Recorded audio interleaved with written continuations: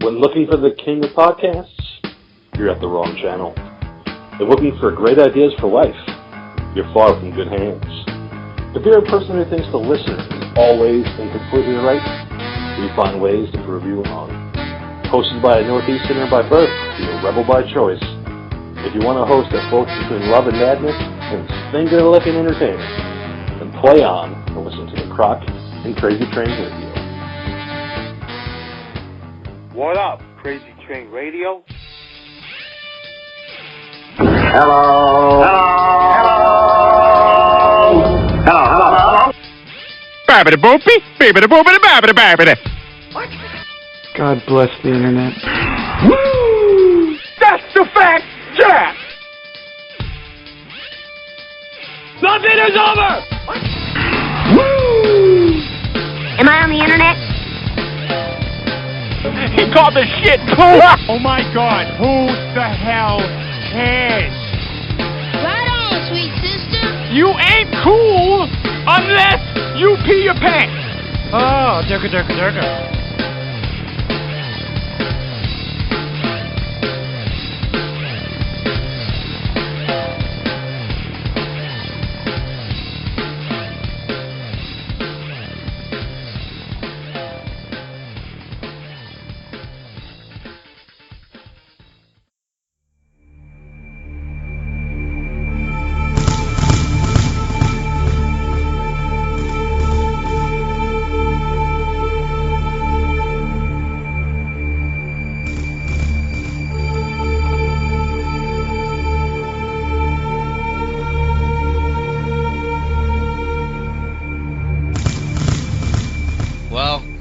It's all the Ghoul's fault, I think, here. We'll blame it on him for last night's technicality. Absolutely. Totally my fault, as always.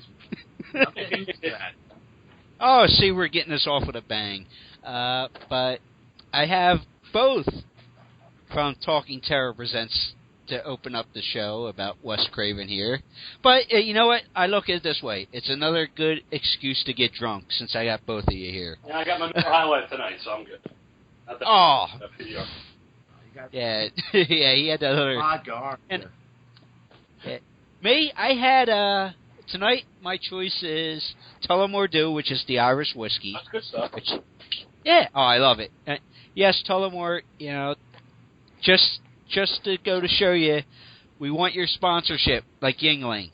Oh, that'd who be is great. the beer which is the beer choice tonight, and they give me money quarterly, so I can't complain. Yeah, I don't know. I would never complain. Keep the money coming. But yes, thank you, Yuengling. I just got their check last week, so appreciate it. We're going to keep plugging you, and thank you for the commercials, the whole 9 yards. But this episode, sadly, is not about our alcohol preferences. No. All kidding aside.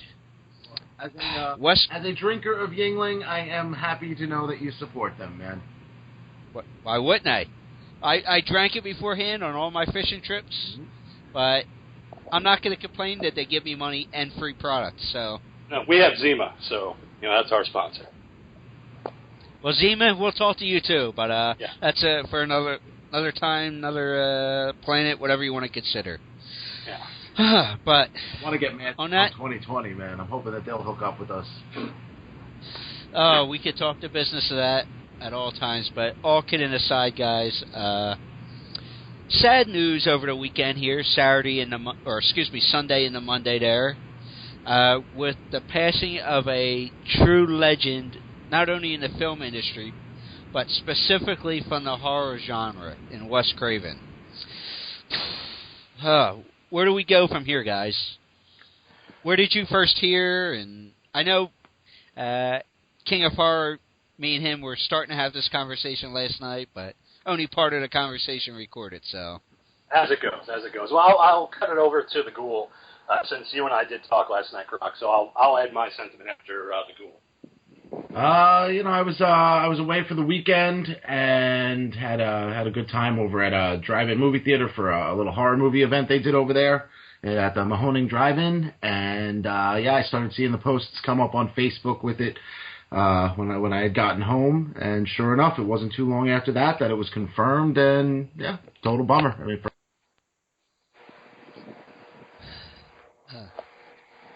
King of Horror? Yeah, but I think like we had discussed, I heard about it on Sunday night. I was watching Fear the Walking Dead, and I had to cut it short because of the announcement that was made, and I did text Keith, and told him, and he was in disbelief himself that Wes Craven had passed away. So as we discussed, the other night, Croc, I sat down and did my 5-minute cry, much like I did with Roddy when he passed away, Roddy Piper. Once I kind of got over the shock, then I went on the Facebook and started doing what I think a lot of other people did too, which is thank you, Wes, and, rest in peace, and hopefully we'll see you on the other side. And, not going to make this about me, but some of the fans know, but King of Horror and Ghoul both know my background a little bit. Mm-hmm. It kicked me in the one nut that I still have left. That as a brain cancer survivor, it just made you think. I just hit my 5-year anniversary in April, but obviously it sucked to hear that Wes passed, and it's never good. But to hear something like that made me really do some thinking. A lot yesterday on Monday, the day after he passed. So. It's always a big deal when you start getting, messages from people that are non-horror fans, there and, basically putting out their condolences and their disbelief that, Wes Craven is gone, obviously, with the Scream movies, Nightmare on Elm Street, he touched a lot of people, outside of the standard horror, fanatics, like people like us that are, into every single thing that's horror. He was one that helped bring horror mainstream in the 80s. Who doesn't know Freddy Krueger? He created a creature as huge as any Frankenstein, as huge as any Dracula. He created a modern-day version of that.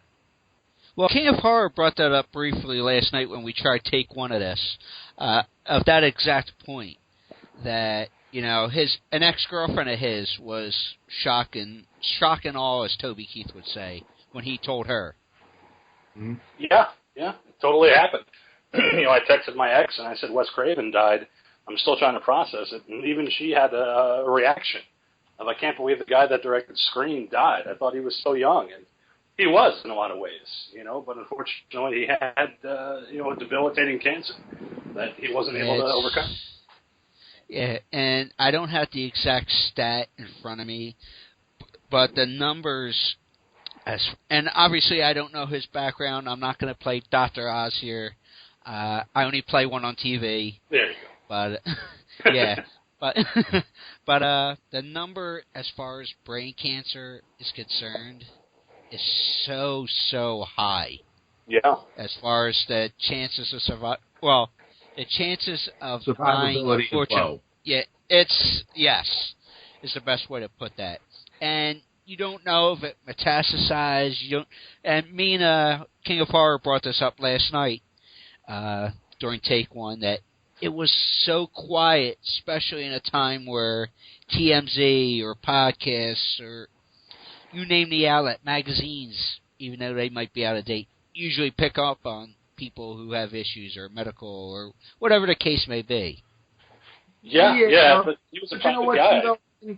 Wes Craven, it's not like, he's not on everybody's minds as much as he might have been. I would say if this might have been the late 80s, early 90s, mid-90s when Scream was out, maybe even if this was closer to when Scream 4 had been coming out, then maybe we might have seen more about it on there. But I would think at this point of his career and in his life, he's got the ability to be private. He would probably walk on the street, and, only the devout horror fans would probably recognize him.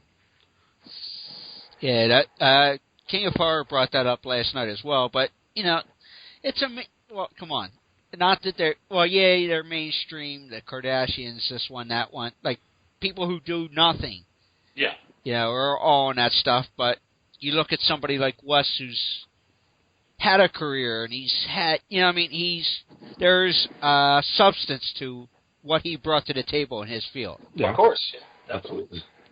I don't think it's not a matter of people not knowing his name as much as the people just not knowing him. You know what I mean? It's not, he was never one of those directors that was, constantly in everybody's face, or he wasn't a polarizing type character. He just created, some great movies and some scary creatures, and here we are. And I think you hit the nail on the head without saying it, but you did say it in a way there, Gould, that he wasn't one of those guys, and I guess you would say in today's terminology, he wasn't a diva. He wasn't out there going, look at me, look what I did, type of deal. Mm-hmm. No, he trusted that cinema, as we talked about the other night, Croc, is a business. You could try to be an artist in Hollywood and try to make these movies that kind of have lasting power, but ultimately it's a business, and that's the way he always treated it. Once we got into the 80s with his films, he treated it as a studio system. I'm making these movies, I'll write it, I'll direct it, but ultimately it's a money game. And that's what he was out to make, was money and hopefully have a lasting impression on Hollywood. And I think he absolutely nailed it. Well, I think he's also a great example of showing you how you can hit both ends of that spectrum. You can have extremely high highs like A Nightmare on Elm Street and Scream, and then have those same ridiculous lows with things like Deadly Friend and Shocker, where, yeah, they might be, horror movies that we would like, but as far as the mainstream audience goes, no, they don't quite get it, or, nah, that movie kind of sucked. Well, speaking of what King of Horror brought up there about being a filmmaker and what Gould just mentioned, I want to play a little clip here that I had given to Andy G yesterday when we tried to do this. So let me play that clip real quick. Well, yeah, I have a very sort of ambivalent view of myself as an artist or as a filmmaker. I mean, somebody once, when I was first starting in films in New York, says, if you want something on your gravestone in the film business, I think the best thing is filmmaker. If you can honestly say that, that's all you need to say. And that I think I would like that on my gravestone, along with whatever you do, don't fall asleep. Beyond that, I don't think it's possible to, or advisable, or even smart to call yourself an artist or talk about yourself as an artist. I mean, first of all, it's a business, and to forget that or ignore it or act like it's not there is just idiotic. And secondly, it's very difficult to know what will later be judged as art. I guess what I've tried to do is I've tried to make movies where I can honestly say I haven't seen that before, and to follow my deepest intuitions and in some cases literally my dreams, so that I don't feel like I'm copying something that's come before me, and to try to do things that speak to sort of the areas outside the fences, where the wild animals are still, because it seems to me that the things that move us historically, both personally and nationally, are those things that aren't on the grid of rationality. It's funny, having traveled now in a lot of third world countries, and I just came back from Africa, it's like you see that every civilization has its own grid of what it thinks reality is, and what is proper behavior, and what is civilized. And usually what happens is that sooner or later that grid is shattered, and something like World War II happens, or you wipe out the Native American population, or Spain invades South America and decimates virtually every living creature there and takes over. And then suddenly the grid is back, and we're civilized, and we're religious, and we're this and that. But there seems to be a deeper grid that I've tried to find, and that is how the engine of life really works. And I think it works a lot off of violence, like it or not, and it works off a lot off of things that are not rational and very difficult to perceive, and in some ways can only be sort of adumbrated, sort of sketched and shadow played in films and in horror films. And it's not something I'm terribly happy about. I wish the world did run so there weren't Bosnias, and there weren't Rhondas, and there weren't Selmas, but that seems to be the way it goes about its business at significant times. And to try to capture that in symbols on film, and to sometimes succeed, I think is very exciting and gratifying. beyond that, I have no idea whether anything I've done is of any significance or not. It's like the end of Casablanca in a way.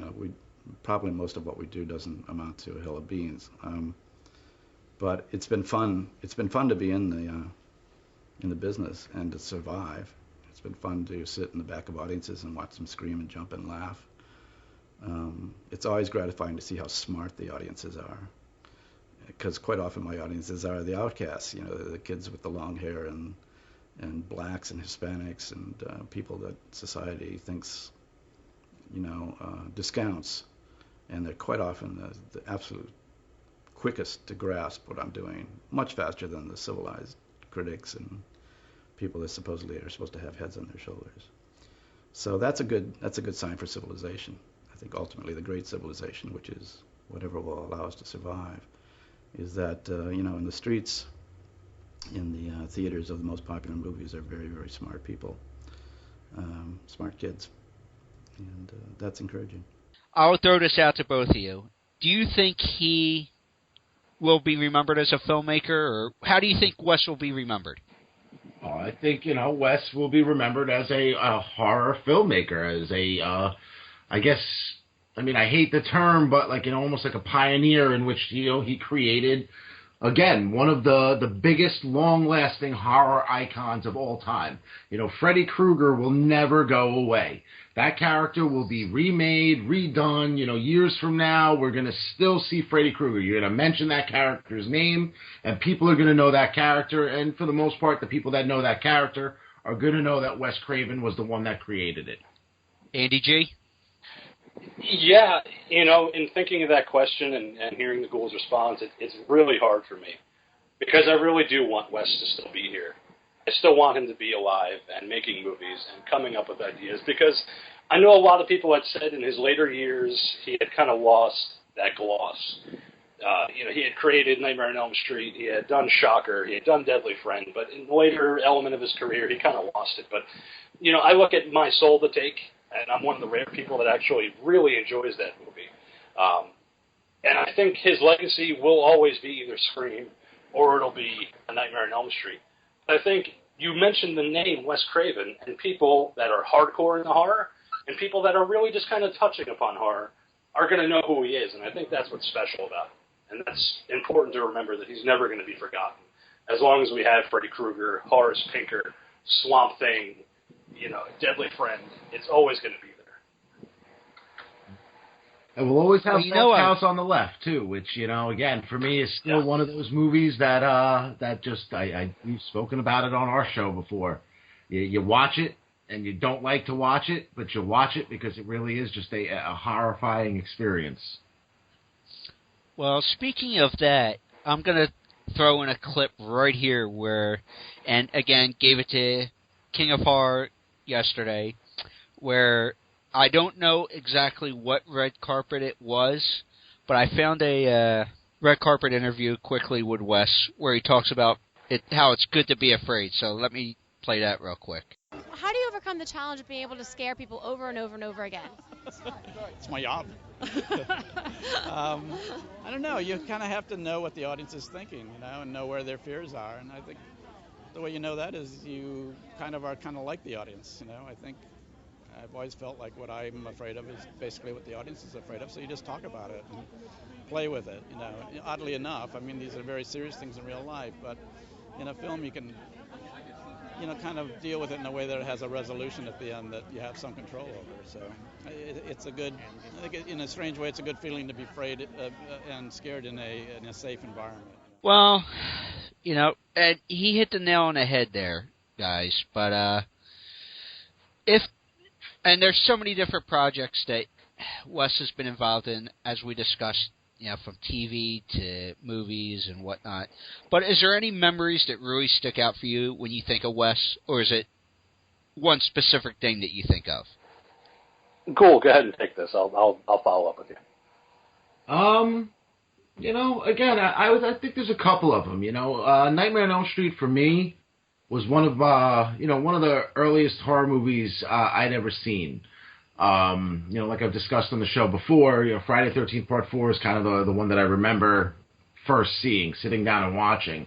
But I remember my stepfather had a VHS copy of A Nightmare on Elm Street, and I remember sitting down and watching that for the first time, and honestly being scared. I mean, Freddy Krueger was a scary character. The things that those kids were going through were scary things. Later on, again, another memory is, going to see Scream in the movie theaters, and at that point, 1996, just thinking about how there's just so many bad horror movies that are coming out left and right. Whatever happened to all these horror movies that I remember from when I was a kid that were good? And then the whole entire genre getting just lit on fire when Scream came out. A self-referential freaking comedy, horror, it's all those things all rolled into one, and yet it was still a very effective horror movie. That opening sequence with Drew Barrymore will always be fresh in my head because I just love the way it was done. And again, as I got more and more into horror in general, of course, I watched Shocker when I was a kid, and I loved it. It was silly, and it was fun to watch. I remember seeing Deadly Friend, Christy Swanson. I had the hugest crush on that chick. Who didn't? It was a lot of things. Like I said, even with Last House on the Left, it's one of those films that I'll watch. I don't like watching it, not because it's a bad movie, but because it's just such a rough, it's a hard film to watch.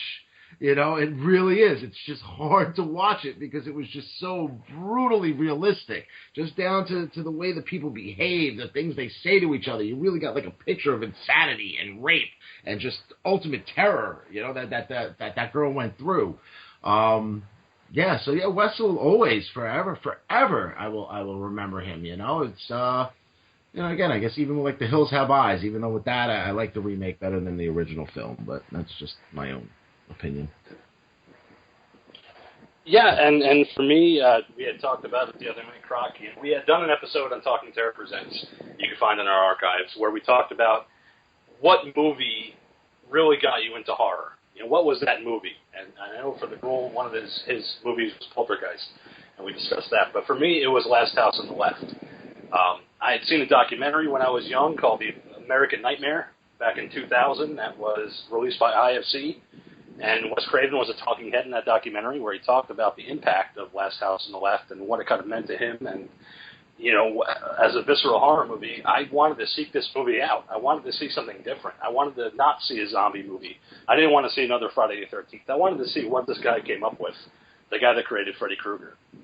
And for Christmas, I got money, so I went out with my father to the next video store, and I bought a copy on VHS of Last House on the Left. We went home and watched it, and watched the entire movie through first frame to the last frame, and I fell in love with this movie. It was so different, and it was so real, and it was something that you feel like could happen to anybody in America at any time. And it was just a product of its time, yes, because it's 1972 when you think about the time and place that movie was taking place. But I still feel like you could pop in that movie today with somebody that's never seen that movie before and still shock and scare the hell out of them with what transpires in that film. So that, for me, was my impetus into getting into horror, but also getting into Wes Craven and following up with Shocker, Deadly Friend, Chiller, Deadly Blessing, which is another favorite Wes Craven movie of mine. It seemed like he was smart enough to know what was going to scare you, and he was going to exploit it no matter what happens in that hour and a half that you have with it. Well, I had two more questions for you guys, but King of Horror just made me think of a third one that he mentioned in that answer there. Mm-hmm. What in the fuck was a VHS? It's unfortunate that the kids these days will never know the quality of VHS. And going out to a video store on a Friday night with your friends and going up and down the horror aisle and going, look at that cover, that looks fucking cool. I'm going to pick that movie up. And you rent it and you go home and you watch it as many times as you can before you have to bring it back. Now in the days of Netflix, it's too easy, these days to get access.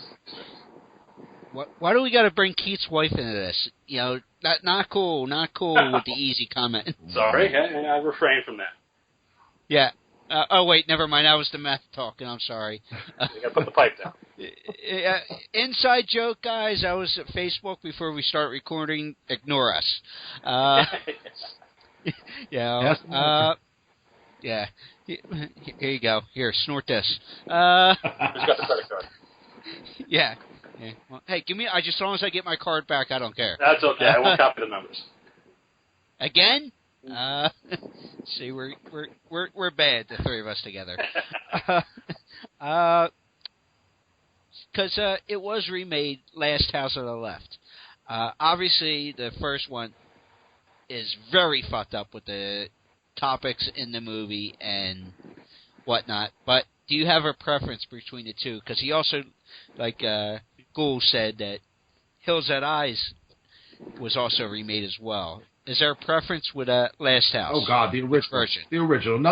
That's one of those cases in which that's a movie that you can never remake because, again, the sheer brutality of how everything was done with that original film, you cannot recreate it. I think when we were on the air with when we talked about it during our episode, one of the things that was said was, it's like you're watching that movie and you feel like you're watching something you're not supposed to be seeing. Like the way it's filmed is if like you're the person off to the side, whether you're a part of the group or maybe you were just somebody in the woods that happened to look over and like they didn't notice you there, but you're watching all of this shit go down and it is just so uncomfortable. Nah, the remake didn't get anywhere near touching that. Way too over the top.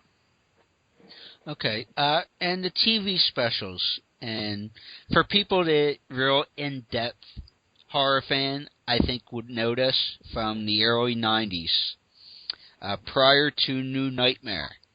And I know you two would know what I'm talking about, the series, that what didn't last too long, unfortunately. It actually Nightmare. did. It lasted longer than I thought it was going to last.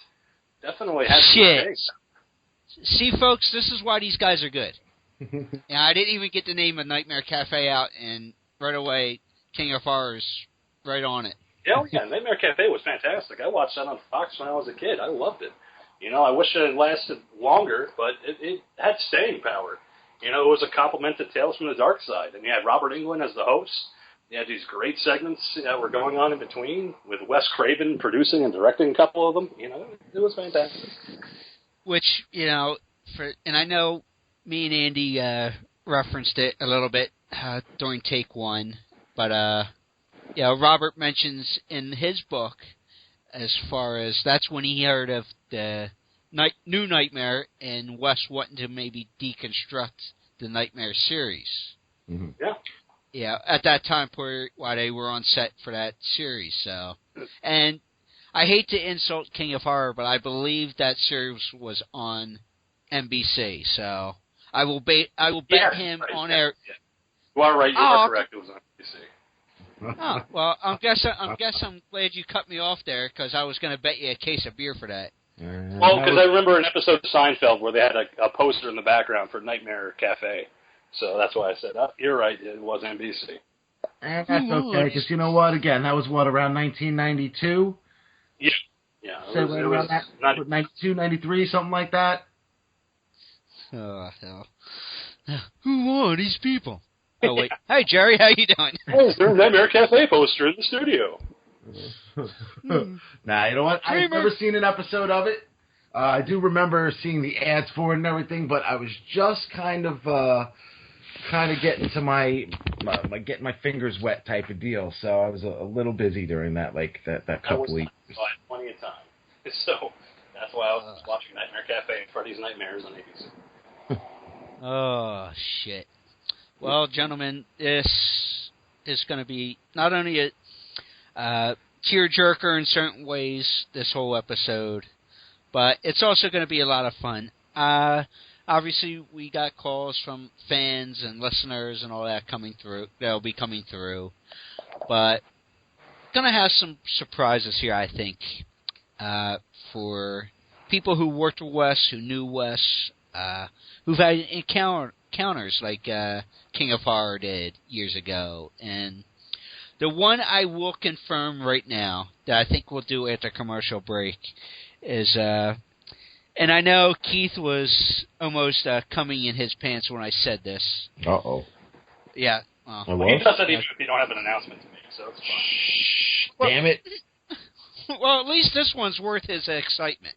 It's worth the ejaculate, so it's fine. So it's worth it. Yes. Yeah. Well, speaking of which, we know Keith's underwear is dream catchers, but that's a whole other story there. Yeah, he has. Oh, shit. But, excuse me. Most people will know I'm having a brain fart. Too many alcohol drinks tonight. Nick Corey from Nightmare 1 is who was Rod Lane, which to both of you gentlemen, he says hello, what's up, and we'll hope to talk with you guys soon. But I can say that after break here, we will talk to Mr. Garcia. He's now going by his official name, and that's a whole other. It's a whole different story. Time frame. But he's nice enough. He's going to call in here in a few minutes. But for you two, Ghoul and King of Horror, I figure out, as I always like to do, since you guys are kind enough to do this and shoot the shit and all, for those who want to tune into Talking Terror Presents, share your info. Well, you can find us at blogtalkradio.com/Talking Terror Presents. We are live every Thursday night from 9 p.m. to 11 p.m. on Thursdays. This week we have Debbie Rochon calling in to talk about her career with Trauma and what she's doing now. And we're also going to be doing our own tribute to Wes Craven this Thursday night. So we hope that you guys join us and kind of commiserate together on the legacy and the whole filmography of Wes Craven. Because I think I am going to be commemorating with you guys on Thursday night. Well, besides that, because, we always commemorate together and have respect for all the genres. Last time I was on with you guys during a Roddy episode on my birthday, I was actually calling in from Yankee Stadium. Mm-hmm. Yeah, drunk. Yeah, you were. Drunk and loud, man. Drunk and loud. Well, it was loud in the bathroom, that's for sure. But and from Penn Station at the end of the show too. That's right. On my way home. Yes, because I called to say I admitted to being in a skirt, which why I must have been drunk to admit that publicly. Mm-hmm. Don't lie. But yeah. So like the old song goes, the Scotsman goes, the nature's called. Oh, never mind, I won't go there, down that road. That's the booze talk. These guys know the song, the Dr. Demento. Yeah. But I think I might have to call in from the Gabriel Iglesias show up in Sands Casino. Should be a I'm good not one. sure if I'm not sure if I'm going to go to that one or to see Gabriel in Atlantic City. That's yet to be determined. Hell, knowing me, I might end up there both nights. Yeah, see where the night takes. It depends if I get the booze and the meth from King of Horror again, but I'll send you the care package. It's fine. Excuse me, folks. I apologize. It's not meth he's sending me. No, it's not. No. For Gabriel Iglesias, you're going to need a lot of Molly, dude. That's all I'm going to say. Yeah, but it's folks, state troopers, please do not be calling it King of Horror. He's not sending me a bad care package. Yeah, this isn't Breaking Bad. This is I'll send you that in private. Yeah. Shh, quiet. Send me some Scott Blue. Yeah, that's all I got to say. Yeah. Well, loosen the tape on that. What's that? It's funny, too, because, the one thing with Wes also that, it always escapes my mind that I always forget that he made that it's one of his other films. He's always known as such a horror director, but he did also make Red Eye, with Cillian Murphy and Rachel McAdams. And that was, that was more like a thriller, a crime thriller of sorts. And that was a really good movie. I really enjoyed that one. Well, he also did Music of the Heart, and he did have a segment in Paris, J'ai Tami. He did the Pierre Lachaise segment in that movie, which say is that again, comedy. please. Say that for me. So, he did have a segment in that movie, and he also did Music of the Heart with Meryl Streep about the violence in inner city New York. Meryl Streep, I believe, and correct me if I'm wrong, I believe that's one of the films she got an Oscar nomination at least for, correct? She did, yeah. She got a nomination. She didn't win, but she got a nomination for Music of the Heart. So that was Wes Craven showing that he could do something that was outside of the horror genre. Well, guys, some of his porn, man, from his earlier work. The Fireworks Woman has Abe Snake, as we talked about the other night. Now it's his porn handle, back in the early 70s. what's this, Sylvester Stallone too? You know, well, did he make a cameo in that? He might have. He might have been the pizza guy. You know, one of the scenes. Oh, you know, see, we have too much fun. That's the problem. I call the Puffin Links. Hey, yo, how you doing? Adrian. You got sort of some pizza over here. Hey, oh, hey. I got the sausage. I got the West Craven. Oh, hell. Well, yeah, on that note, let's jump into the Yuengling commercial, and we'll be right back with Mr. Garcia. Thank you, Croc.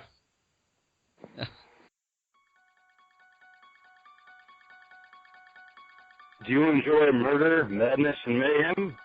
Then find it with the King of Horror, Andy G, and the Madcap Guru of Geek Keith on Talking Terror Presents on blogtalkradio.com and iTunes. Talking Terror Presents, where no film is too good or too bad. Stay scared.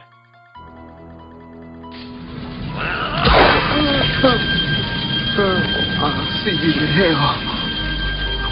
Tell him Freddy sent you.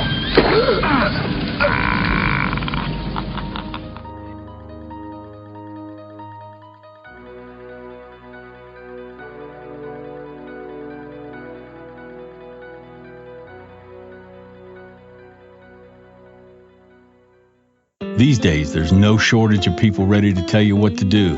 I'm not one of those people, because I'm here to talk about Yuengling Lager from America's oldest brewery, a company that was told what to do several times over and generally ignored the advice.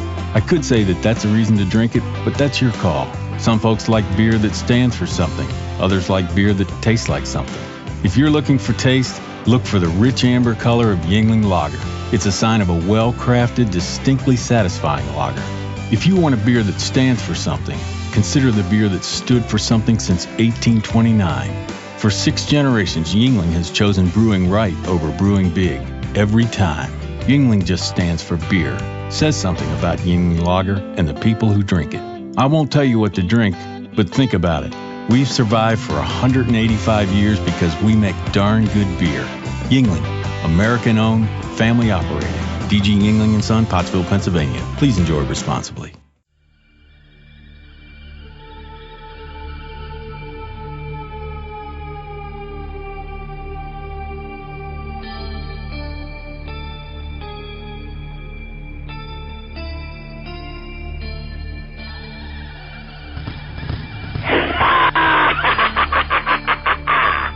Freddy Krueger here, a.k.a. Robert England. And you're listening to Crazy Train Radio. Don't take a nap.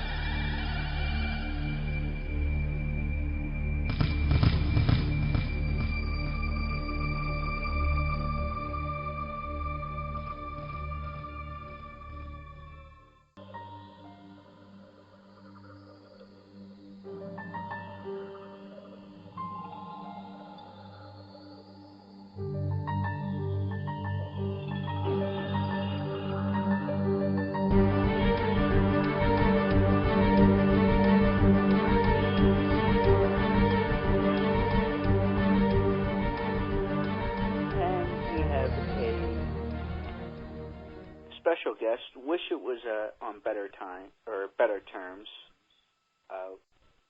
Sue Garcia. He was credited in Nightmare 1 as Nick Corey. How you doing tonight, sir? Good.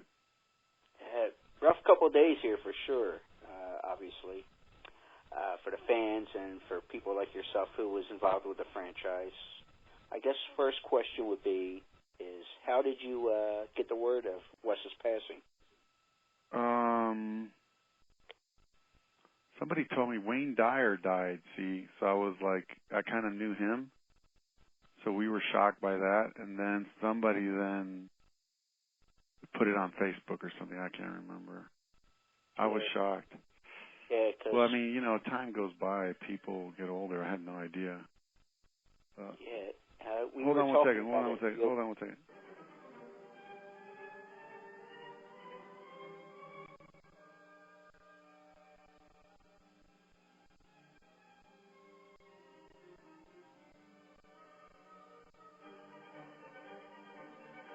Hey. Sorry. Hey, it's okay. So. Yes, I mean, I still have memory of Wes and I playing racquetball. We were friends after Nightmare. Okay, yeah, because you said you know, Facebook and all that, and you know, when I first saw, I didn't see it until yesterday morning. This is 2 days out when we're recording this for a Friday release, but I thought it was one of those online hoaxes. I'm like, you know, didn't get my cup of coffee in me, and sure enough, it was CNN and everybody talking about it.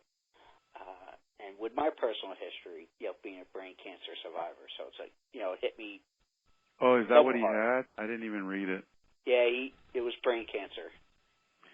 Yeah, I lost my best friend at 80, and I've been grieving, and so Wes, everything's hitting me, so I'm kind of like, in some sense, ignoring it.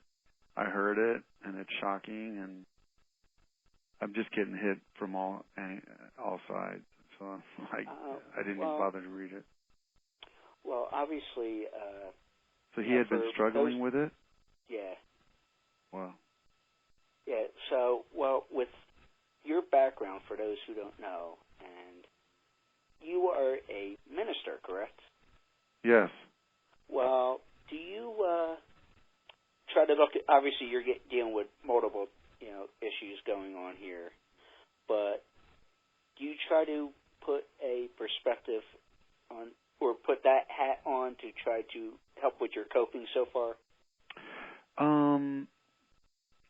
You know, you teach the things so that you can get them, you know. I would say I saw my friend die to the last breath. And, of course, we believe in reincarnation, and we believe in, you know, of course. It's not a belief for me. I kind of experience Christ inside of me, all the prophets. I'm not really have a religious denomination. So I know the spiritual world. I've felt it, been there. But when you lose someone, it's the missing of that person. So you're in one dimension and the other. It's kind of like, actually, oddly enough, it's like Nightmare on Elm Street. There's a whole world in the dream state with Freddy, and then there's reality. By the way, I'm laughing because I saw some poster of Freddy Krueger being sad because his dad died. That's kind of morbid and funny. Yeah. I guess last question for you, because I don't want to tie you up too long tonight. No, you can ask talk about your career and everything else more no, I got at a later point. But for Wes Craven, I got plenty of time. Yes, but my question as far as Wes, you mentioned right away that you played racquetball with Wes and were friendly with him over time. Is there any specific memory or memories that you have when you think of Wes? There was a couple. Yeah, I used to bet him for movie roles, so I beat him, and I gave him my jacket, the Freddy Krueger, my Rod Lane jacket, which I hope it doesn't. It was only to go to the Craven family, so I wasn't to go anywhere else. But I gave him the jacket, beat him in racquetball, and then he gave me the movie a part in Vampire in Brooklyn. Okay. And you know, so I played racquetball for quite a while. And then he moved on, and he was working quite a bit. But I was close with him because he was married also with, she's kind of like all the Elm Street cast mom, his ex-wife. God, I can't remember her name. That's terrible. But yeah, I'm having a brain fart myself. Yeah, but I his know ex-wife. exactly who you're talking about. And We I know were all somebody friends. will send a message in. Yeah, we were all friends, and then he, you know, my career kind of dipped and his took off, and I don't, you know, I kind of lost touch. Maybe I had lunch after he had his bypass surgery somewhere. Okay. And then I kind of lost touch. I was busy directing and trying to compete with other directors. So, you know, it was kind of, you know, I miss him. I mean, you know, it's kind of like he's culturally my dad, you know, in some sense. Well, a lot of people had said that, whether it's Robert, and this is even before his passing, obviously, that he had that presence about him, that he was a father figure to a lot of people that became to know him or work for him or whatever the case may be. I'll always be indebted to him because at the low point of my career, he gave me Nightmare on Elm Street. And there was no career. It was just a low point of, like, I'm acting and not getting any jobs. And I got Nightmare on Elm Street. That would be the beginning of a long career. Then Johnny would help me get Gotcha, and I just kept getting the next thing after and after. But it was Wes that believed in me and believed in Johnny, and it was a gamble. These guys they put up all their money, but I think the genius. I hate talking about Bob Shaye and all that crap, but it's basically Wes Craven that was the genius. It was his baby, in a sense, like you said, with the father figure type. Yeah, I mean, he had a great idea. It came out of his dream, and it's his psyche, you know what I mean? It's some people like write to make shit up, and he actually, the concept was pretty bitchin', and it hits psychologically in our fears. Well, you know, as far as the series goes, were you surprised at the success it had for 30-plus years, and they had a remake and everything else? Oh, yeah, well, you know, it's New Line milking it. I'm not too sure Wes had anything to do with that, but that was more the producers, and I think Wes came back and did a couple more. He had original writings, I believe, in 3, but then other people took over. Then 7 was his, which you made a cameo in. New Night. Right. It also opened up the opportunity for new directors to come out, and they became famous too, and actors and actresses. The actors that followed after that were amazing. You know, but. Well, not just the actors there, but I think if you look at everything throughout the series, that, you know, whether it's the hot new director, like you said, or the hot new writers, or the people that did editing for the dream sequences, just no matter what you did in the field, all the new hot people went to that series. Yeah, and what I do like is, you know, when you start making money, you're throwing money at it. The first few films didn't really have money, and people were being creative because of that. The effects were not digital effects; they were plain old practical analog shit. You know, like a tongue in a phone. You know what I mean? So people were crazy. It was the '80s. It was, you know, a real rubbery mask with blood, and it was now it's a lot more cool, and I think when it's overproduced it could look bad, and I think nobody knew. Nobody knew. I mean, I always tell the story where the stunt woman was doing Amanda Weiss's stunts as the room was spinning. The room was in these kind of, it looked like a merry-go-round, basically. And Wes was...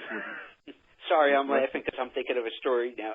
I was going to wrap before you brought up this story, but since you brought up about the room and the scene and all that, I got to ask you about it. And this is a good memory to end on about Wes and all. And I've only heard Robert's version of this. You guys were doing a scene and all, and you and Amanda and Wes and Jacques were in the room as well, in the chairs, or however the setup was. And Robert and Heather are off to the side, you know, wanting to see how this is going to be shot, you know, like you said, with the axles and everything. And sure enough, just watching everybody spin just made everybody on the ground nauseous. For you, what was that, you know, being a turn-in and everything that technically... Well, they had to turn slowly, otherwise cameras and everybody would be dead.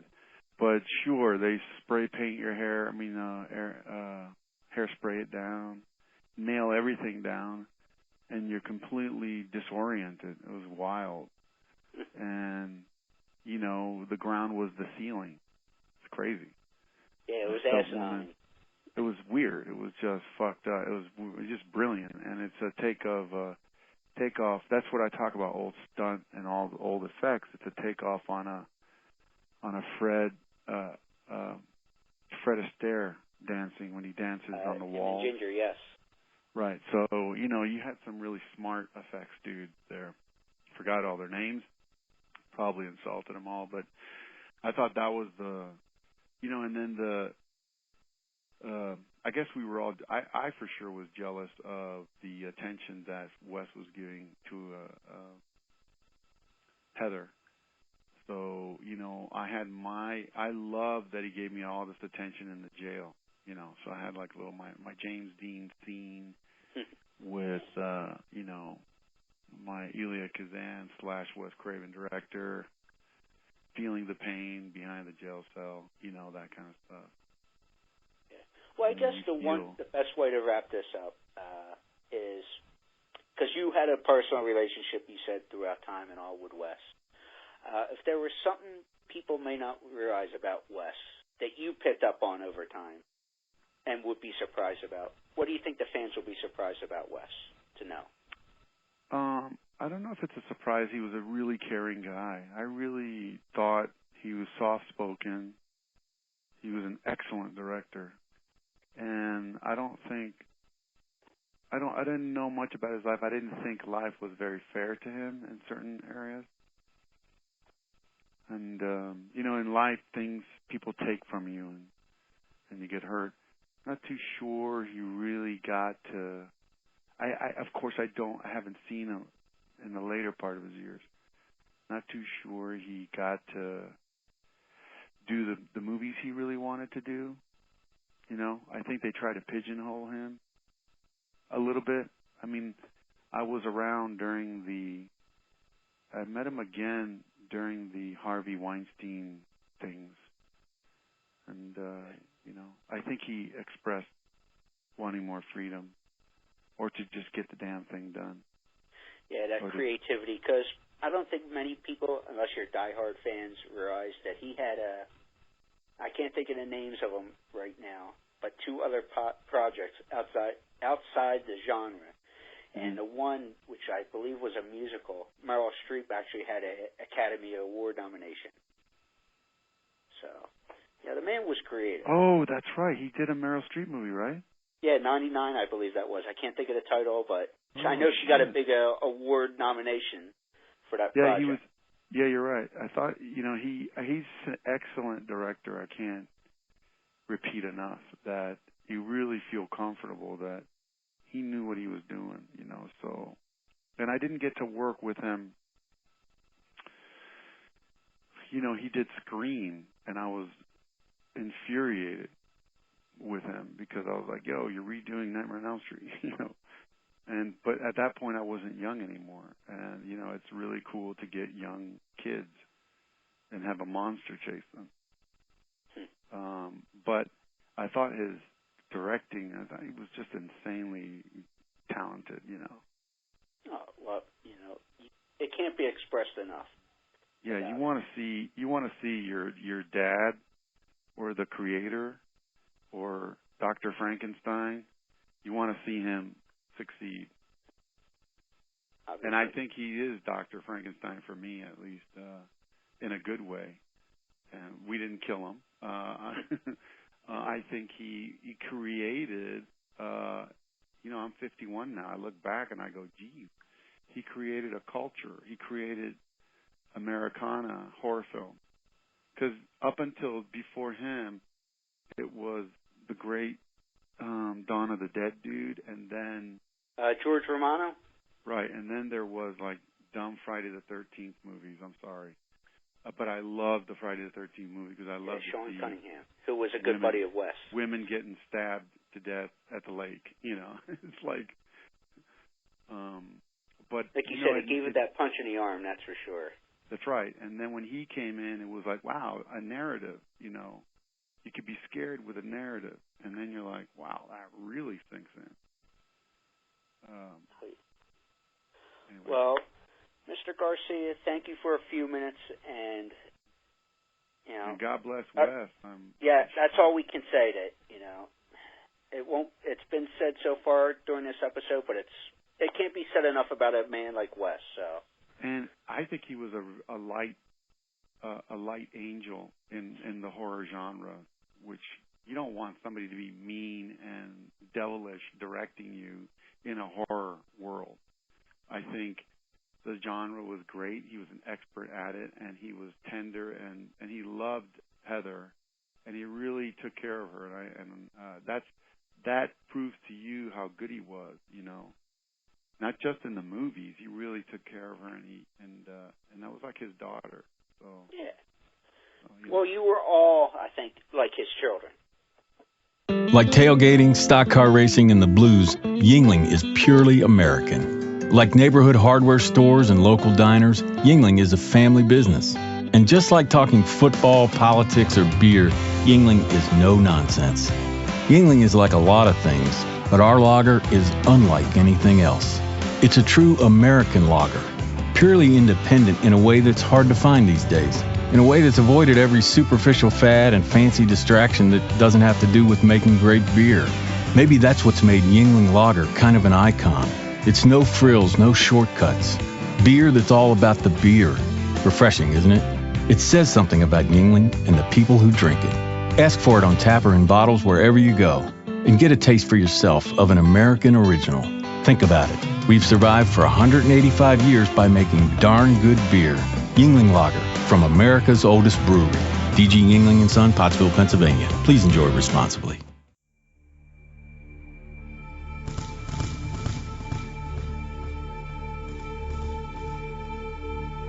This is Annette Benson, casting director of Nightmare on Elm Street, and you're listening to Crazy Train Radio.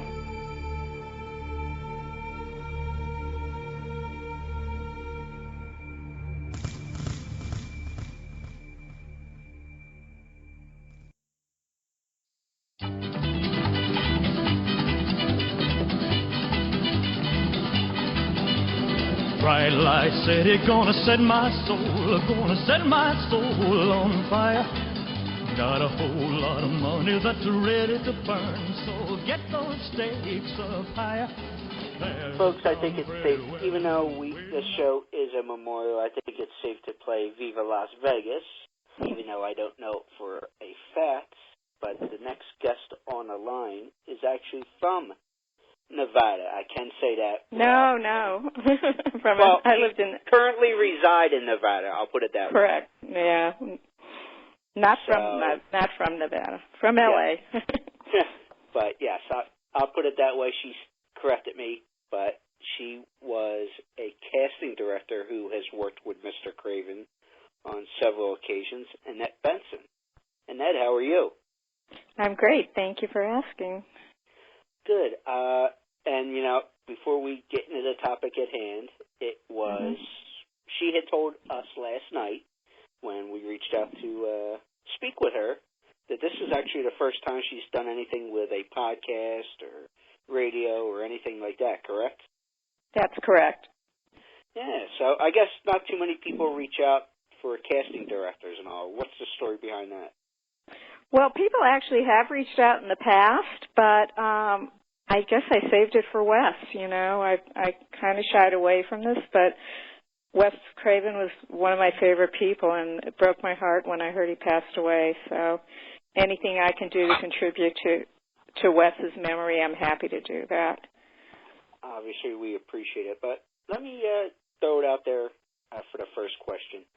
When did you first meet Wes? I believe it. It was so long ago. It was.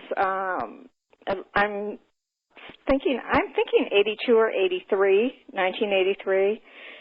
I met him. I was invited to go to his house to meet him about casting the movie Nightmare on Elm Street, and he lived in Venice at the time, I believe. And we just met, and he and I got hired and started casting the film.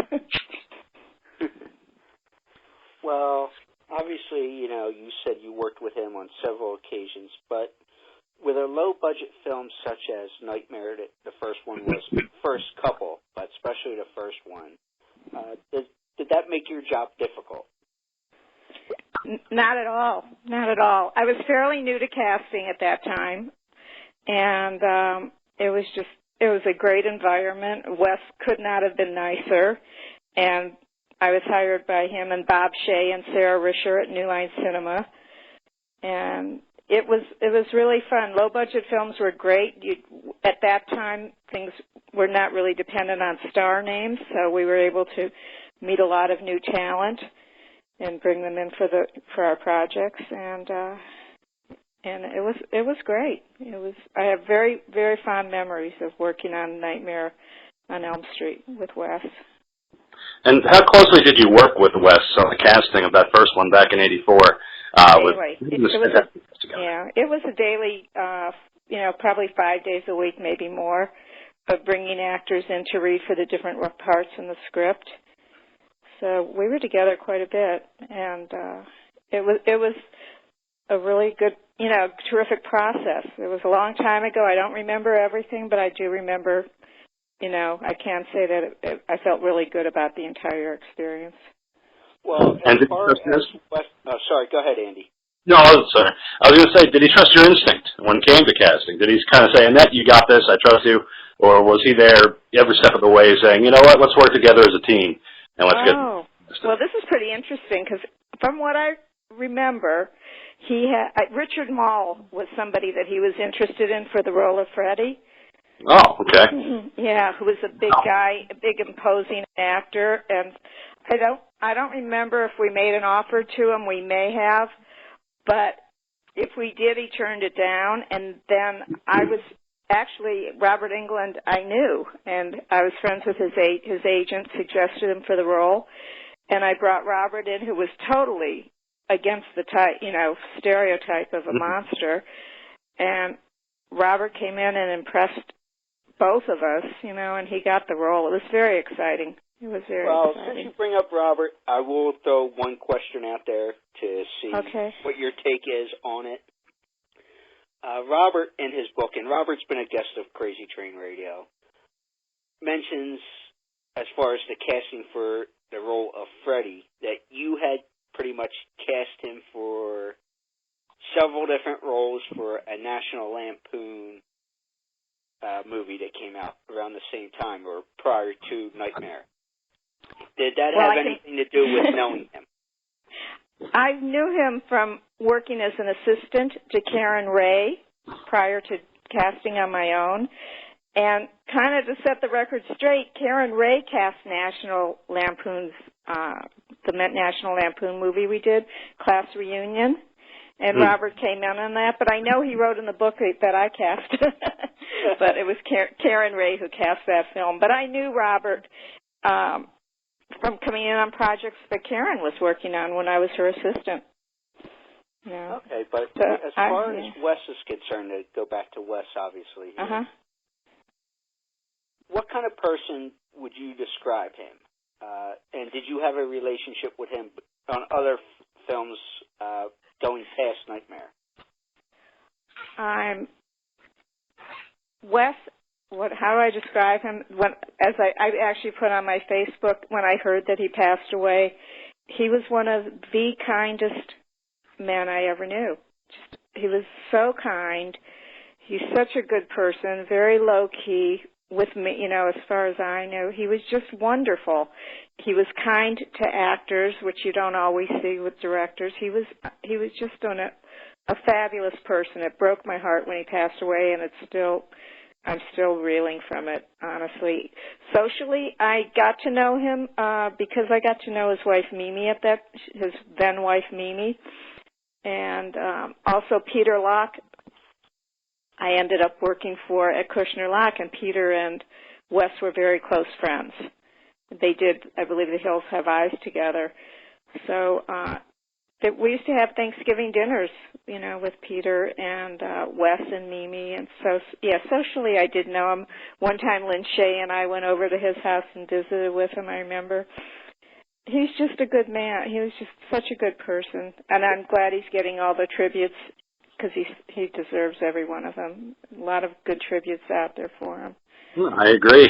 And looking back, Nightmare on Elm Street just celebrated an anniversary last year, that original one back in '84. Mm-hmm. But looking back at its legacy now, and that, what is your reaction to how many people are so passionately behind not only Wes but this film? Because without a good casting director, you can't have a successful film. So obviously, we have a lot to thank you for as far as the legacy of Nightmare. But what is your kind of reaction to it when it first came out to now, being a part of a huge franchise? Well, it's pretty exciting to be part of a huge franchise, and probably one of the highlights is that we put Johnny Depp in the first Nightmare, and that was his very first acting job. He got the role. I believe we even hired him that day, and we all went to see his band that night playing at a club on Pico. So, wow. Yeah, it was, so Johnny, was new to acting, and Jeff Levine, who was also in the film, was a friend of Johnny's, and they worked on his acting. It was very, it was very new. We were all young, and and I guess we were lucky to have the foresight to use the credit introducing Johnny Depp. Yes. Right. And I don't know, this might be an interesting point. I don't remember what role it was for, but we did offer Charlie Sheen a role in the movie too, and he passed. I believe it was actually from what, through the rumor mill, don't know how true it is, but I believe it was for the same role that Johnny ended up getting. That's what I thought, but I'm not 100%, so I didn't want to say for sure. Yeah. I can't say I wasn't there. I was only born in '84, so. Well, there was also that story that Jackie O'Haley actually, I think he went with Robert. I wasn't sure if he went to his audition with him, but they were friends at the time, and he actually did want to audition for Glenn's part in the original Nightmare. He ended up getting the Freddy Krueger role in 2010, so it's kind of a weird reversal of fortune. It is funny. But that was a day when we were bringing in a lot of young, new actors for all of the roles, and it was an exciting time. And Charlie Fleischer, worked on the film, and Lynn Shay, who's gone on. It's been great. It's the franchise. I'm proud to be a part of it. I cast the first 5 Nightmare on Elm Street, so. And Nightmare 3 was a lot of fun, too, and I believe Wes was involved with the writing of Nightmare 3. So. Sorry for cutting you off there, but my final question for you, Annette, and thank you again so much for taking a few minutes to speak with us. But, happy to. Obviously this whole thing with Wes passing is still fresh and everything, but looking forward from a casting director's perspective, how do you think Wes will be remembered as time goes on here? Well, obviously he has a lot of, a lot of people are just, he's, what can I say? He's the king of the horror films and Nightmare on Elm Street and the whole series, and then the Scream series. So, I imagine he'll be remembered for that by a lot of people, but for people who knew him personally, I think they're going to remember him as one of the greats, a really good person, really kind person, and he'll be missed. He'll be missed. Andy, do you have anything you'd like to add, or? My kind of last one was just for not only us but for the audience. What's one memory maybe from working with Wes that you could kind of share that makes you smile when you think about Wes? Because I know I have mine and from interviews and things like that, but I always like to hear about people's recollections of Wes. And what's a memory? I wish I could. Let's see. Put on a memory. Yeah, I know. On the spot. Oh my God, that was so long ago. But just really his smile. He had a kind smile, and he did have the twinkle in his eye, and he was attentive and kind. And as far as a specific memory, I don't have a specific memory. It's just the man I recall.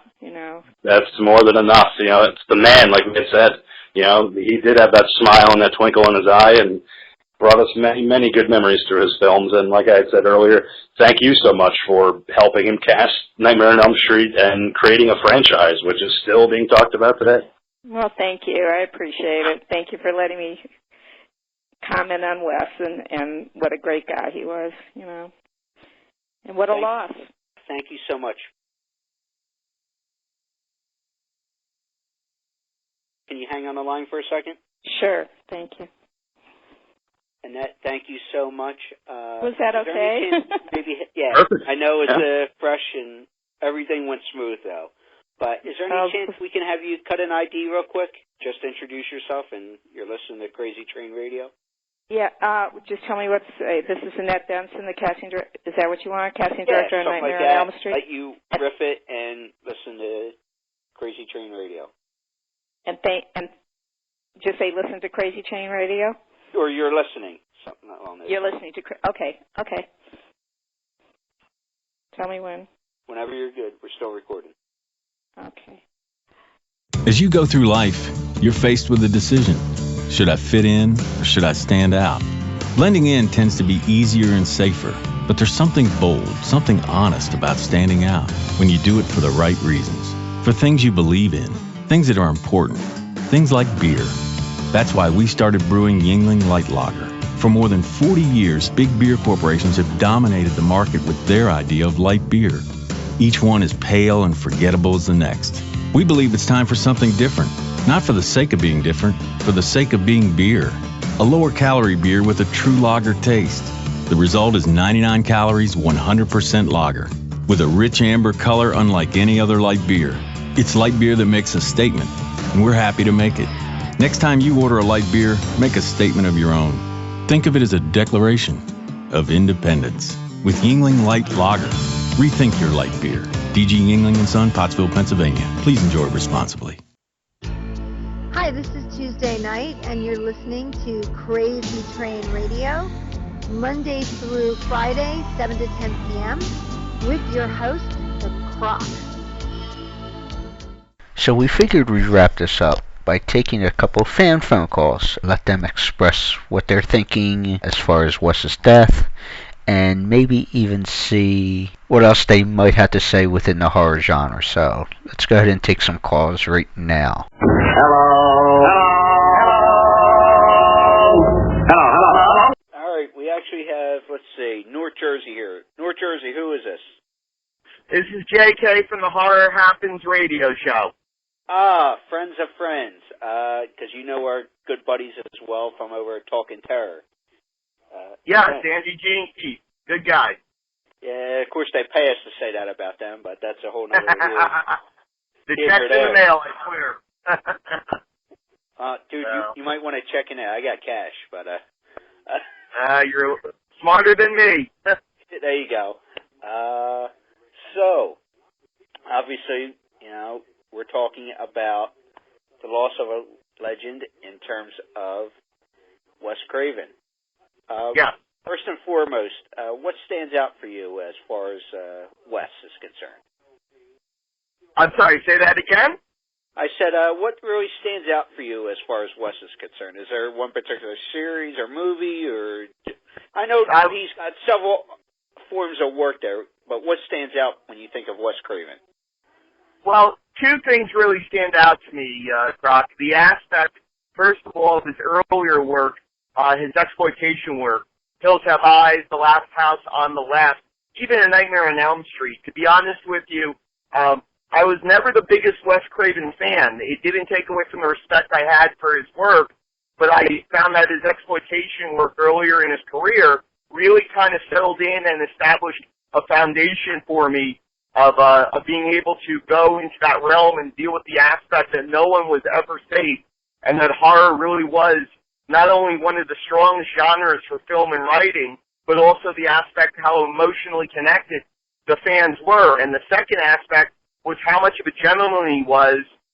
Just recently on the Facebook for myself, JK, and the Horror Happens radio show, I posted up pictures from the 2013, I believe, New York City Horror Film Festival, where Wes Craven was a guest and he did a Q&A over the weekend on one of the evening sessions, and there couldn't have been a nicer man, gentleman, intelligent filmmaker that I had a chance to sit in, actually ask a question to, shake his hand, compliment him on his work, and how well he handled fans, how intelligent he was, and I can tell you, especially doing the show, we've done over 650 unique guests and over 1,000 conversations on the show in the time. And, that's something you look forward to: intelligence, manner, as well as someone who appreciates the fans. And those two aspects with Wes Craven, filmmaker and man, really made it something special, and the terrible loss, no matter how you viewed his work and him as a person. Well, I actually have two more questions for you. By all means. First one is, this is based on your answer right there. Okay. Now, and obviously you've worked in the medium with talking about horror movies and everything on your show as well. Absolutely. What do you think made Wes different in terms of how do I put this? And it's been talked about so far throughout the episode, and will continue to be discussed. But it's been well known. Wes was such the gentleman, such, a decent human being from what you can get from him and what you saw from him. But yet, and I mean this in all respects, especially some of the early work, but even throughout his career, you have these fucked up moments, if you know what I'm saying, where like you look at The Last House on the Left, or the first version. Not the second version, I'm not saying that didn't do that, but you know what I'm saying? You have these fucked up moments. Yeah. Yeah, you have complete polar opposites here. Yeah. Well, I think something for me that really kind of stood out was the aspect of how personally connected he was to his work. If you read Joe Maudry's work, the title of the book escapes me, but it was his latest with Wes Craven and George A. Romero and Stephen King, where the interviews he talked about and the research he did.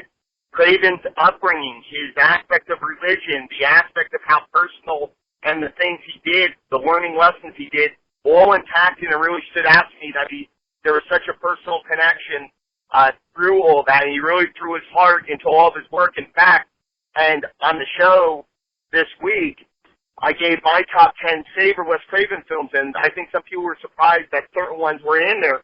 But Music of My Heart, which was a amazing film that Wes Craven directed with Meryl Streep, Angela Bassett, he always looked for that aspect of being accepted outside of horror and directing more mainstream projects and non-genre picks.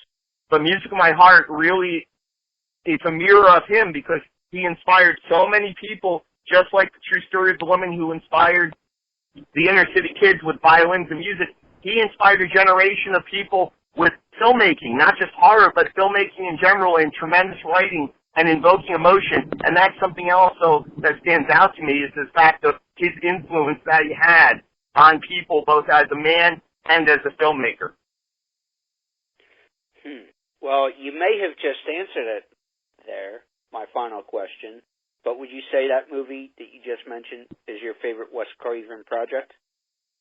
No, I would not say Music of My Heart is my favorite Wes Craven project, even though it is tremendous and it's a guilty pleasure, I would say also. But I would say for me, probably The Last House on the Left is my favorite, for the simple fact that it is so raw, so powerful, and really puts in scope across the aspect of the human monster and realistic aspects of horror, which are two of the things we constantly talk on the show about with our conversation. And it's the horror that influences me the most next to Asian horror, and they all seem to have connecting points within each other. Well, you've been pretty in-depth with your answers here, but I'll throw this one last one at you. Sure, by all means. You may have already said it, because you've been so in-depth, but, and obviously this whole of his passing is fresh and everything, but when I mention Wes Craven, or people mention Wes Craven down the line, as time moves on here, how do you think he'll be remembered?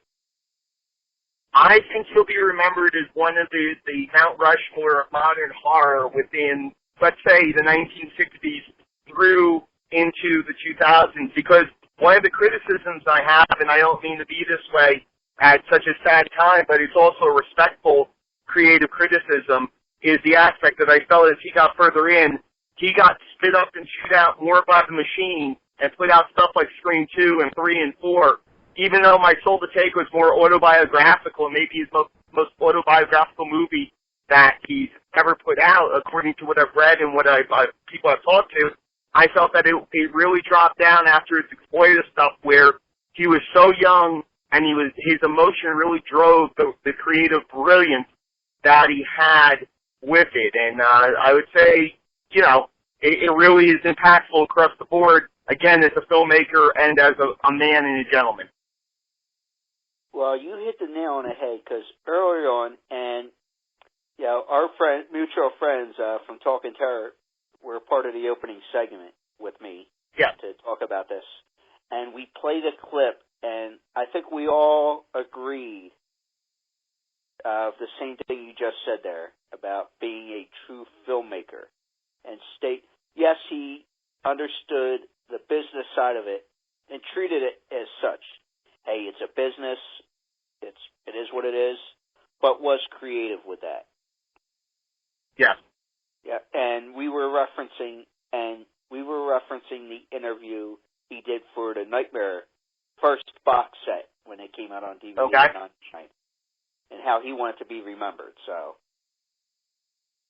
absolutely, and it's good that that's one thing about it, and that's one thing a lot of people need to open up about, because Wes Craven at the time, when he came out with The Last House on the Left, Hills Have Eyes, I want to say Chiller also, somewhere in that time, and as he moved into the 80s with more films, Serpent and the Rainbow, Shocker, People Underneath the Stairs, he had a very distinctive style about him, a personal connection, but also a creative eye that was really uncanny, and that's what made him one of the true masters of horror. And a lot of people, Croc, as they go forward now, should learn a lesson that you should be more open and appreciative of the more modern masters of horror, the Adam Wingards, the Ty West, Chris Peckovers, Michael Flanagan.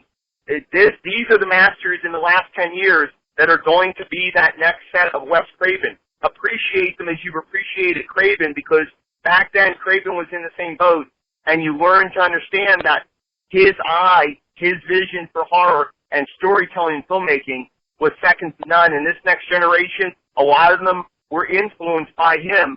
He may be, in my opinion, one of the most influential directors, both in and out of horror, that has ever been in the last 50 years, at least. Well, on that note, JK, before I let you go ahead and throw it out there. If they want to check out your show, how can people follow you? Well, they can go to horrorhappens.com. That's horrorhappens.com. We've got shows archived, guest conversations over a year archived, but it also gives you the place to listen to it live, and also where we're rebroadcasting the shows from the week before. Just go to horrorhappens.com. You can find us on Twitter at horrorhappensrf and on Facebook, and there's so much out there, folks. Listen to great shows like this, like the Horror Happens Radio Show, Talking Terror, Without Your Head. There's so much out there. Enjoy it and listen to these conversations, because just like we're seeing more and more across this year, these legends, acting, writing, filmmaking, and more, all the people doing the meat work of this dysfunctional family are starting to go away. Appreciate the old generation and welcome the new generation. And as always, listen live if you dare, my friend. Thank you so much for giving me the time. JK, thank you. We'll talk soon. Hey, and best wishes with the passing of your relative, man. Thank you very much. I appreciate that. I'll talk to you soon. Bye-bye. Talk soon. That's what I'm talking about. This call is now being recorded. Yay, got a little Google voice. All right, so what I'll do is just throw a couple general questions your way and let you, go that route. Cool with you? Okay. That's fine. Okay. Just, so you're not caught off guard. Okay. All right, we got a caller from, southeastern Virginia area. What's your name and where are you from? Carrie, and I'm from Portsmouth, Virginia. Okay. Well, obviously, we have been talking about Wes Craven. What was it about Wes's projects that you enjoyed, and what is your favorite Wes project? so hard to pick a favorite West project because I loved them all for different reasons. I mean, of course, I think everybody's, from the 80s first favorite is probably going to be Nightmare on Elm Street, and how classic and iconic Freddy Krueger was, and how, even to this day, younger generations are starting to watch, movies that we all grew up on. But his creativity as a director is what, makes him, what made him such a great person. I mean, People Under the Stairs, Scream, which everybody loved. I mean, there's just so many, it's hard to pick a favorite of his movies. Well, let me ask you this then. Is there anything that really stands out from projects? You've mentioned a couple of other things there, Under the Stairs, and you can say a couple if you wish, but is there anything that really, that even you got excitement out of, you don't mind seeing again and again? Say like Nightmare 1 with the stairs being sticky, or Oh, yeah. I mean, definitely, I think Nightmare 1 was my overall favorite. I mean, that one is, my go-to movie on a rainy day. Watch the Nightmare on Elm Street collection. But number 1, and possibly Dream Warriors would be a second favorite. But number 1 was just what draws you into the whole series. Yeah, 1 wasn't successful, hey, things, we wouldn't know Robert Englund. We probably, as well as we do, obviously Wes. There's so many different directions you can go with that. But I guess my final question for you, then we have to take other callers, is, when did you hear about Wes's passing, and how did you hear? It was the night that he passed away. I got several messages on Facebook because everybody knows how much I love horror movies, and they made sure to message and make sure that I had heard that Wes Craven had passed away. And I think I thought it was a hoax at first, and then once I looked up the actual article, I was, sad to hear that he had passed away. Well, Carrie, thank you for calling in. Thank you. Have a good night. You too. Bye. Right on, sweet sister. This call is now being recorded. We actually have another fan calling in. Let's see. We got from the 405 area code. What's your name and where are you calling from?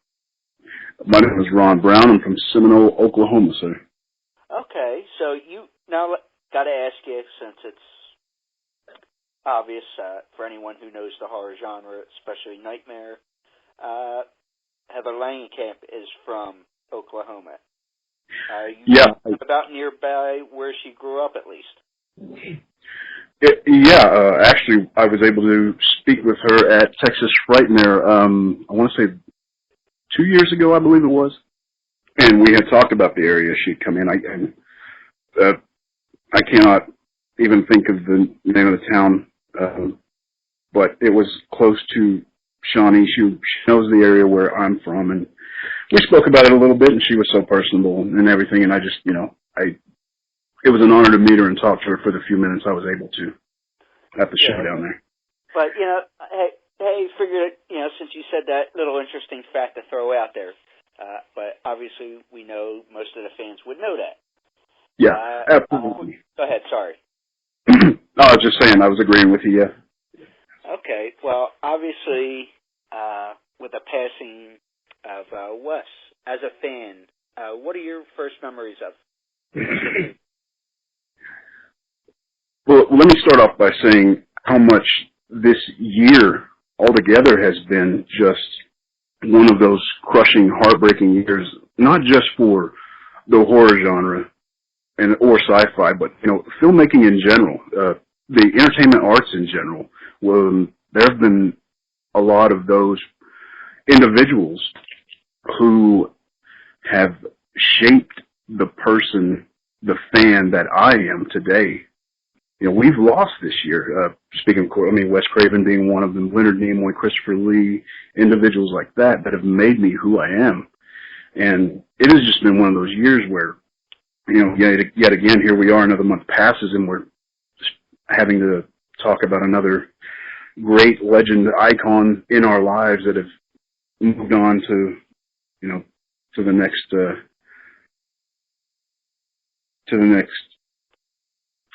whatever happens after you pass from this world. And it's just, the people that I've talked to, they have, some of them casual fans. Well, I guess you don't want to say casual fans.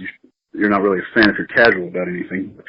A lot of people knew him, the ones that you wouldn't expect, that don't necessarily watch horror films or anything. They know the name Wes Craven. They know Nightmare on Elm Street. They know New Nightmare. They know, some of them might know Last House on the Left. And that's where I pick up my first memory of knowing who Wes Craven was, or learning of his name the first time. I had watched Last House on the Left on VHS, probably around the time I was, I'd say 84, 85, so I was around 5 or 6 years old at that time. And I didn't necessarily have the capacity or to understand exactly what was going on in the film. I guess I understood that there was death and everything going on like that, but just didn't necessarily understand it. Now, I'd seen that film probably a couple times throughout the years after that, but it wasn't until the DVD of Last House on the Left dropped that had director commentary and those things on it like that. When I watched that film again, thinking that I already knew what this film was about, it wasn't, anything that I thought would grab my attention again, watching it with the commentary, actually, I watched it twice. I watched it regularly, then I watched it with the commentary, because that first time I watched it again, it just captivated me. I mean, I saw every single thing about that film. And then I watched it with the commentary, and he basically backed up everything that I saw the first time I watched it on the DVD version. And it was probably the first time I had actually realized that I was experiencing a film. It's something that I tell my friends when they see the new trailers come out for whatever horror movie is coming out on the theaters, and they're like, yeah, let's go watch a movie. And, sometimes they'll ask my opinion on it because of the fan that I am, and they'll come to me first, and I'll be like, you know what? Watch it for what it is, but try and experience the film instead of just watching a movie. If that makes any sense, I mean, there's a lot of people that just go to watch the movie looking for the guy that comes out of nowhere, gives them the jump scare, or whatever they're looking for in a horror film. And again, I guess those are what some people call casual fans. But for the people that actually want to understand a film, who want to see, the little things that aren't going to be mentioned, such as, lighting and, angles and things like that. When I watched Last House on the Left, those two times, and the once with his commentary, it was,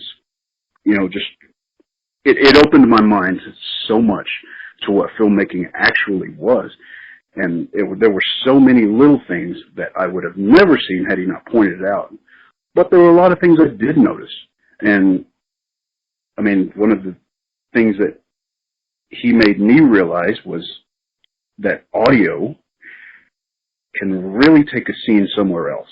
It can take it to a very intimate, personal level, depending on the scene, of course, but it can grab a person in a different way, and it can grab every individual in the room in a completely different way than that first person as well. So using the music, using the lighting, using whatever, the camera angles and things like that, that was the first film that actually did that for me, to help me understand what filmmaking was, what the approach was, the effects of using all of those things in a film to grab that individual in a different way. And Last House on the Left, of course, one of my favorite films of all time. Wes Craven is an absolute icon, a legend. His style is certainly going to be missed. There's not many directors out there that can say that they've created some of the individuals in the horror genre that will stand the test of time. Freddy Krueger being one of them, Ghostface being another. Those two are considered, on the level of, I guess, godfathers of horror. You have, like, the forefathers who some consider the universal monsters, Dracula and Frankenstein and Wolfman. And then you have the godfathers, which are, of course, Jason, Freddy, Michael Myers.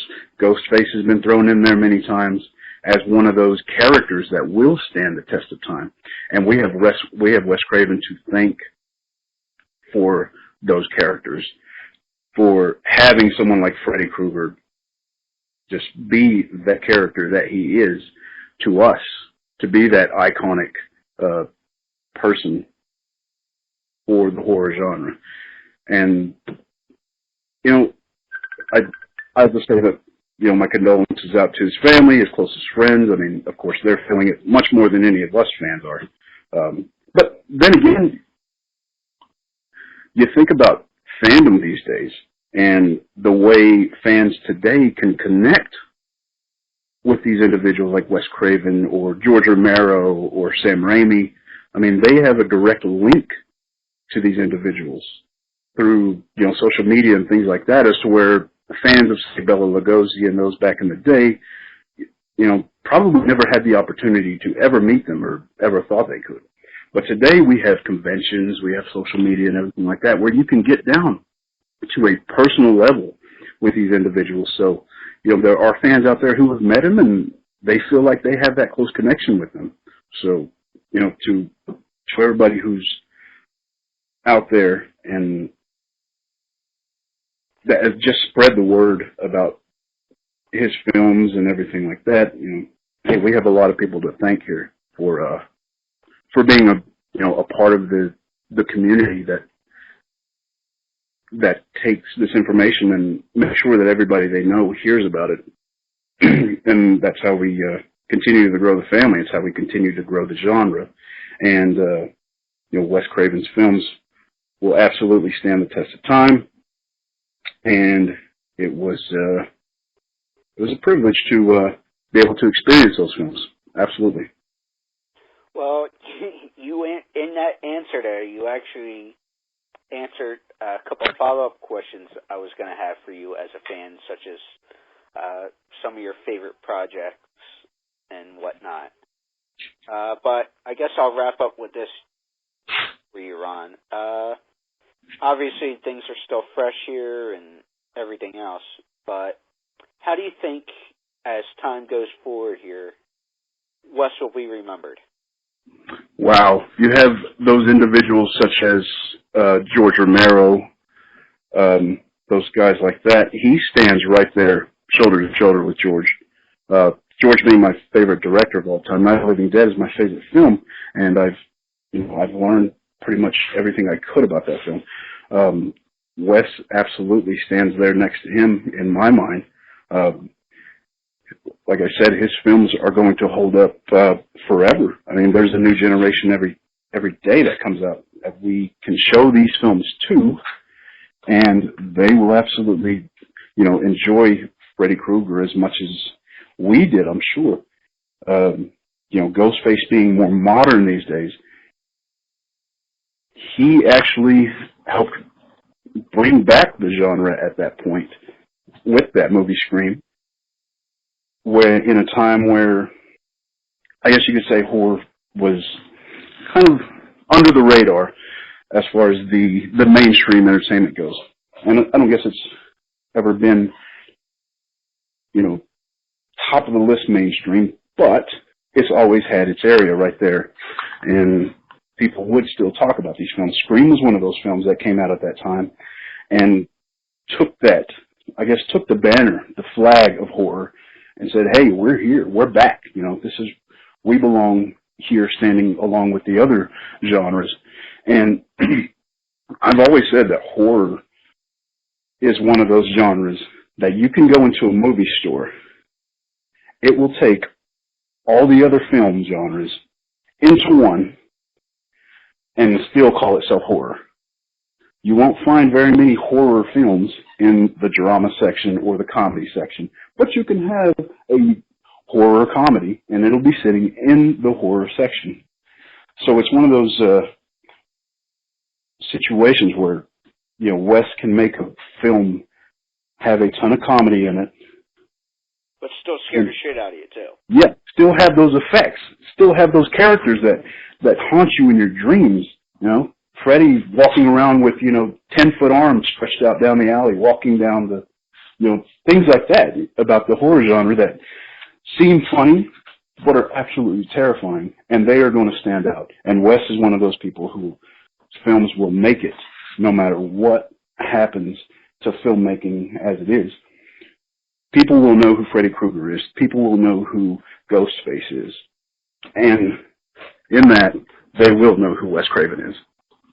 Absolutely. And, Ron, I appreciate you taking a few minutes to call in. But, I got to say, as far as that appreciation, I also truly appreciate that you came to the table with very well-educated answers and that you expressed your thoughts. And I don't think, not just you, but other people throughout the episode here have really expressed their thoughts, their opinions, whatever you want to look at, very educated, if that makes sense. Because most people, and I know Wes has stated this in interviews, and we're trying to have some clips of that, and other people, George Romero, whatever you want to look at, not just Wes here, have stated, hey, you know what? The horror fans are a lot smarter, and they always spoke up for the horror fans that, hey, these people get what we're doing besides that mainstream audience, like you said. So I thank you for that. Absolutely. It's my pleasure. I thank you for allowing me to come on and say what I have, and I just, again, I'd like to reiterate that my condolences out to his, his friends, his family, his closest friends, and, to the horror world. We are going to raise our glasses and say, Wes Craven, thank you very much. Rest in peace. Yes. Mr. Brown, thank you. Thank you for your time. I appreciate it. So as we wrap, let's say thanks to the guys over at Talking Terror Presents for the opening segment, Annette Benson and Sue Garcia for calling in and their memories with working with Wes, and thanks to the fans for calling in. So, whatever you do, don't fall.